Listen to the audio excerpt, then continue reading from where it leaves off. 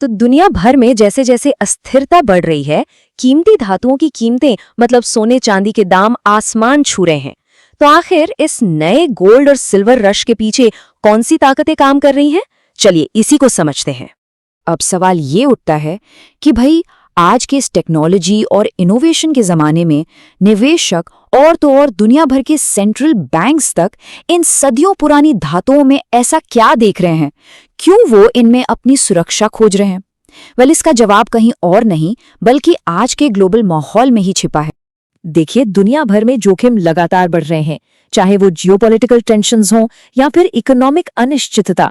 ये सारे के सारे फैक्टर्स मिलकर इन्वेस्टर्स को सोने और चांदी जैसे जो ट्रेडिशनल सेफ ऑप्शंस हैं उनकी तरफ धकेल रहे हैं। तो चलिए इसको थोड़ा और डीप में जाकर समझते हैं। सबसे पहले तो हमें उस ग्लोबल स्टेज को समझना होगा जहां ये सब कुछ हो रहा है। फैक्ट ये है कि दुनिया इस वक्त एक बहुत ही अनिश्चित दौर से गुजर रही है। वर्ल्ड इकोनॉमिक फोरम के प्रेसिडेंट का ये जो बयान है, ये आज की हकीकत को बिल्कुल साफ साफ दिखाता है।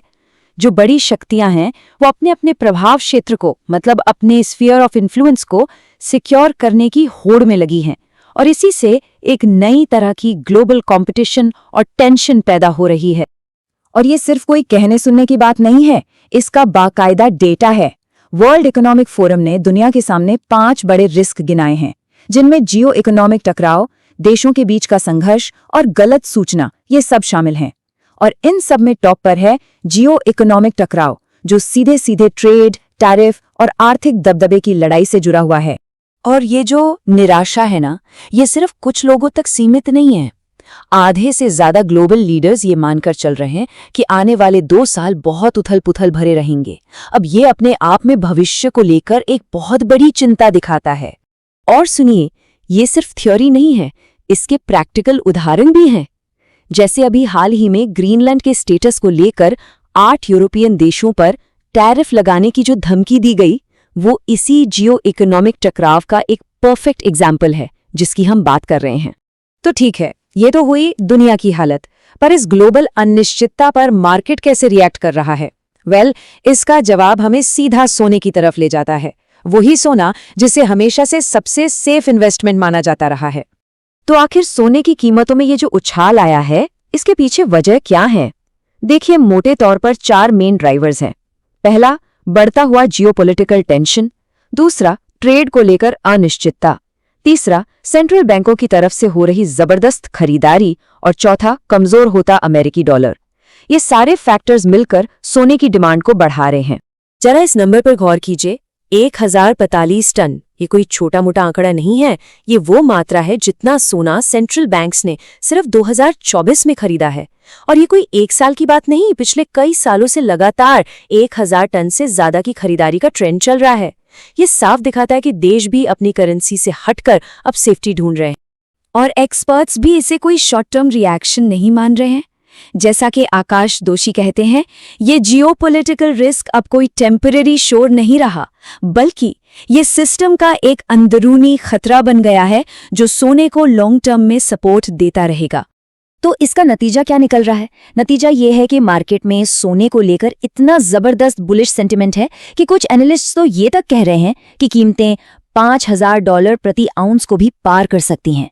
ये सोने के रोल में एक बहुत बड़े बदलाव का संकेत है। अच्छा, ये तो हुई सोने की बात। अब जरा चांदी की तरफ आते हैं। देखिए, चांदी की कहानी सोने से जुड़ी तो है, लेकिन इसके अपने कुछ बहुत अलग और दमदार कारण भी हैं। चांदी सिर्फ एक कीमती धातु नहीं है, बल्कि इससे कहीं ज्यादा है। इसको ऐसे समझिए, सोना वो मुख्य रूप से एक मॉनेटरी एसेट है, एक सेफ हेवन है। लेकिन चांदी का एक डबल रोल है। ये एक सेफ हेवन तो है ही, साथ ही ये एक बहुत जरूरी इंडस्ट्रियल मेटल भी है। और खासकर ग्रीन एनर्जी सेक्टर में तो इसकी डिमांड जबरदस्त है। और यहीं से चांदी की कहानी और भी इंटरेस्टिंग हो जाती है। देखिए, एक तो मार्केट में पिछले 5 साल से सप्लाई की कमी चल रही है, ऊपर से ग्रीन एनर्जी की वजह से डिमांड लगातार बढ़ रही है।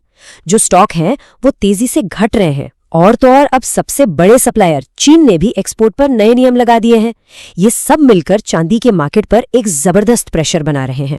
अब ये एक थोड़ा टेक्निकल टर्म है, लेकिन ये इस पूरी कहानी का सबसे बड़ा सबूत है, बैकवर्डेशन। इसका सीधा सा मतलब ये है कि लोग भविष्य की डिलीवरी का इंतजार करने के बजाय आज अभी फिजिकल चांदी हाथ में लेने के लिए ज्यादा कीमत देने को तैयार हैं। ये एक बिल्कुल साफ संकेत है कि मार्केट में चांदी की फिजिकल कमी असली है, कोई हवाई बात नहीं। तो इतनी बड़ी रैली के बाद ये सवाल उठना तो लाजमी है कि क्या मार्केट कुछ ज्यादा ही तेजी से बहुत आगे निकल गया है? क्या ये रैली सस्टेनेबल है? तो चलिए अब इसी पर एक बैलेंस्ड नजर डालते हैं।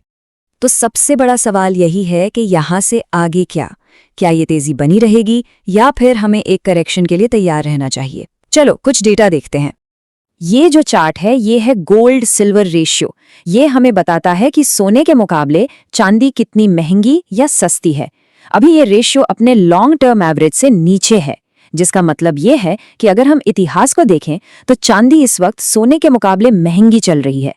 और कुछ रिपोर्ट्स भी यही इशारा कर रही हैं। जैसे मिराय की एक रिपोर्ट का कहना है कि ये जो हालिया उछाल है वो फंडामेंटल से ज्यादा स्पेक्यूलेशन यानी सट्टेबाजी पर टिका है। और इसका मतलब क्या है? इसका मतलब है कि मार्केट में अचानक गिरावट का खतरा बना हुआ है, क्योंकि स्पेक्यूलेटर्स कभी भी अपना प्रॉफिट बुक करने की कोशिश कर सकते हैं। लेकिन चलिए इन शॉर्ट टर्म उतार चढ़ाव से हटकर जरा बड़ी पिक्चर देखते हैं। बड़ा सवाल ये है कि क्या हम इन कीमती धातुओं को लेकर मार्केट के नजरिए में कोई फंडामेंटल शिफ्ट, कोई बुनियादी बदलाव देख रहे हैं? लिन ट्रैन का ये जो बयान है ये इस पूरी कहानी का सार है कि सोना अब धीरे धीरे सिर्फ एक डिफेंसिव दाव से बदलकर एक कोर एसेट बनता जा रहा है।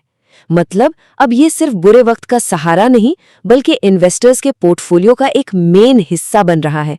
और यकीन मानिए ये एक बहुत बड़ा बदलाव है। तो कुल मिला के बात यह है कि सोने और चांदी की ये जो बढ़ती कीमतें हैं ये सिर्फ कुछ नंबर नहीं है, ये असल में एक बैरोमीटर है जो बता रहा है कि दुनिया का पारंपरिक फाइनेंशियल और पॉलिटिकल सिस्टम पर भरोसा कितना है। ये कीमतें भविष्य को लेकर एक गहरी चिंता और स्टेबिलिटी की तलाश को दिखाती हैं। तो आखिर में एक सवाल पर आकर हम रुकते हैं। अस्थिरता के इस दौर में सुरक्षा का, सेफ्टी का असली मूल्य क्या है? और यही वो सवाल है जो इस पूरी गोल्ड और सिल्वर रश के केंद्र में है।